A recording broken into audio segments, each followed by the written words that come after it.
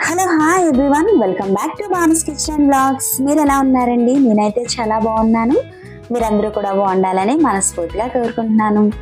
ఈరోజు మన రెసిపీ వచ్చేసి ఎగ్ చీజ్ శాండ్విచ్ అండి. చాలా ఈజీ రెసిపీ, 5 minutes రెసిపీ అన్నమాట. పిల్లలు స్కూల్ నుంచి ఇంటికి రాగానే కూర్చోబెట్టి 5 నిమిషాల్లో ప్రిపేర్ చేసి ఇచ్చే రెసిపీ అన్నమాట. చాలా క్రిస్పీగా ఉంటుంది. పిల్లల నుంచి పెద్దల వరకు అందరూ కూడా చాలా ఇష్టంగా తింటారు. ఇన్స్టెంట్ రెసిపీ అన్నమాట. ఈ వీడియో చూసిన తర్వాత మీకు నచ్చింది అనిపిస్తే తప్పకుండా లైక్ చేసి మన ఛానల్ని సబ్స్క్రైబ్ చేసుకోండి. ఈ రెసిపీ ప్రిపేర్ చేయడం గురించి నేనైతే 2 eggsని అయితే బాయిల్ చేసి పెట్టేసుకున్నానండి. ఎగ్ పైన తొక్కని రిమూవ్ చేయడానికి కొంచెం కష్టంగా అనిపిస్తుంది కదండి కొన్ని టైమ్స్లో. అలా మనం కష్టపడకుండా ఈజీగా పైన తొక్క నుంచి ఎగ్ని రిమూవ్ చేసుకోవడానికి చాలా ఈజీగా, చూసారా, కొన్ని సెకండ్స్లో మనం ఈజీగా ఇలా రిమూవ్ చేసేయచ్చు. ఆ టెక్నిక్ని మీతో షేర్ చేస్తాను. మనం ఎగ్ తీసుకోవాలి. ఎగ్ని మ్యాక్సిమం 10 నిమిషాలు అయితే మనం ఉడికించుకోవాలండి. ఎన్ని ఎగ్స్ అయినా కూడాను. ఉడికించుకున్న ఎగ్స్ని చల్లారిన తర్వాత ఇలా చుట్టూ రౌండ్గా తిప్పుతూ ఇలా కొడుతూ ఉండాలన్నమాట. అప్పుడు పైన ఉండే తొక్కంతా కూడా చక్కగా రిమూవ్ అయిపోతుంది ఎగ్ నుండి. చూసారా, ఇలా మొత్తాన్ని ఇలా క్రాక్స్ వచ్చేలా మొత్తం చుట్టూ తిప్పుతూ కొట్టాలి. ఇలా కొట్టిన తర్వాత మనం చూసారా, ఎక్కడ రవ్వ కూడా డ్యామేజ్ అవ్వకుండా ఈజీగా సెకండ్స్లో మనం రిమూవ్ చేసుకోవచ్చు తొక్కని.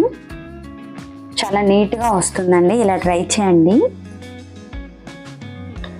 అలా రిమూవ్ చేసుకున్న తర్వాత ఆ బాయిల్ చేసిన ఎగ్ని ఇలా గ్రేటర్లో పెట్టి స్లైసెస్ లాగా గ్రేట్ చేసుకోవాలి. లేదంటే చాకుతో చిన్న చిన్న ముక్కలుగా కట్ చేసుకున్నా పర్వాలేదు. ఇలా అయితే ఈజీగా అన్ని స్లైసెస్ ఒకే సైజులో వస్తాయి కదా చెప్పేసి నేనైతే ఇలా చేస్తున్నాను. ఇవి పక్కన పెట్టుకోవాలి. నా దగ్గర చీజ్ లేదు కాబట్టి చీజ్ స్లైసెస్ని అయితే యూస్ చేస్తున్నాను. మీ దగ్గర చీజ్ ఉంటే చీజ్ని యూస్ చేయండి. చీజ్ కూడా లేదు అనుకుంటే మైనీస్ ఉంటే మీ దగ్గర మైనీస్ని అయితే యూస్ చేసుకోవచ్చు. 2 teaspoons వరకు మైనీస్ని వేసుకోవాలి.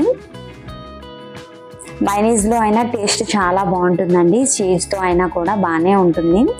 ఇలా వీలైనంత చిన్న పీసెస్ లాగా ఈ చీజ్ని కట్ చేసుకోవాలి.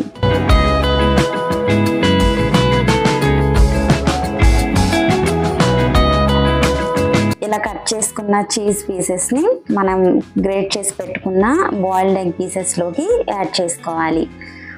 1/2 teaspoon మిరియాల పొడి, రుచికి సరిపోయేంత సాల్ట్ని యాడ్ చేసుకోవాలి. ఇంకాస్త స్పైసీగా తింటారు పెద్దవాళ్ళు అనుకుంటే చిల్లీ ఫ్లాక్స్ని యాడ్ చేసుకోవచ్చు.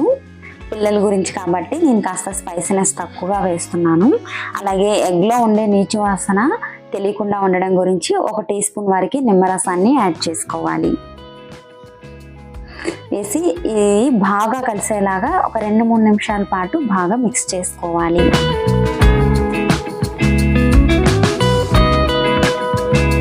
ఇలా మిక్స్ చేసుకొని పక్కన పెట్టుకోవాలి. 4 శాండ్విచ్ బ్రెడ్, నేనైతే బ్రెడ్ని అయితే తీసి పెట్టేసుకున్నాను. ఒక బ్రెడ్ స్లైస్ తీసుకొని దానిలోకి 3 teaspoons వరకు మనం ముందుగా మిక్స్ చేసి పెట్టుకున్న మిశ్రమాన్ని వేసుకొని ఇలా చేత్తో లేదా స్పూన్తో మన వీలుని బట్టి ఇలా మొత్తం కూడా స్ప్రెడ్ అయ్యేలాగా స్ప్రెడ్ చేసుకొని పైన ఇంకో బ్రెడ్ స్లైస్ పెట్టి ఇలా గట్టిగా ఒత్తుకోవాలి. ఇలా ఒత్తుకొని తయారు చేసి పక్కన పెట్టుకొని స్టవ్ ఆన్ చేసి బాండీ పెట్టుకొని దానిలోకి 1 teaspoon వరకు నెయ్యిని వేసుకోవాలి. నెయ్యి ప్లేస్లో బటర్ అయినా యూస్ చేసుకోవచ్చు. నెయ్యి బటర్ ఏది లేదు అనుకుంటే మనం ఆయిల్తో హ్యాపీగా ప్రిపేర్ చేసుకోవచ్చు. కాకపోతే నెయ్యితో కానీ బటర్తో కానీ ప్రిపేర్ చేసుకుంటే టేస్ట్ బాగుంటుంది. మంచి అరోమాటిక్గా ఉండి మనకి టేస్ట్ బాగుంటుంది. పిల్లలు కూడా చాలా ఇష్టంగా తింటారు. చాలా హెల్దీ కూడాను. పైన కూడా 1 teaspoon వరకు నెయ్యిని ఇలా స్ప్రెడ్ చేసుకోవాలి.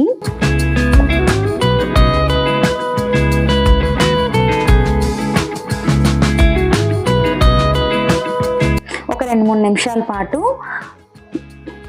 బ్రెడ్ ఫ్రై అయిన తర్వాత ఇంకో సైడ్కి టర్న్ చేసుకోవాలి. మంచిగా గోల్డెన్ బ్రౌన్ కలర్లోకి కాలేంత వరకు కూడా బ్రెడ్ని కాల్చుకుంటే మనకి టేస్ట్ అయితే చాలా బాగుంటుంది. చూసారు కదా ఎంతో సింపుల్గా ఈజీగా ఎగ్ చీజ్ బ్రెడ్ శాండ్విచ్ని ఎలా ప్రిపేర్ చేసుకోవాలో, మిగతా శాండ్విచెస్ని కూడా అలానే సేమ్ ఫస్ట్ చూపించిన విధంగానే ప్రిపేర్ చేసేసుకున్నానండి. చాలా ఈజీగా ప్రిపేర్ చేసుకోవచ్చు, చాలా క్విక్గా అయిపోతుంది. చాలా అంటే చాలా క్రిస్పీగా ఉంటుందండి. మనం శాండ్విచ్ మేకర్లో పెట్టి కుక్ చేసుకుంటే ఎంత క్రిస్పీగా వస్తాయో బయట కూడా అంతే క్రిస్పీగా ఈజీగా ప్రిపేర్ చేసుకోవచ్చు. చీజ్ తగులుతూ ఉంటే టేస్ట్ అయితే అమేజింగ్గా ఉంటుంది. వీడియో నచ్చితే లైక్ చేసి మన ఛానల్ని సబ్స్క్రైబ్ చేసుకోండి. Thank you for watching.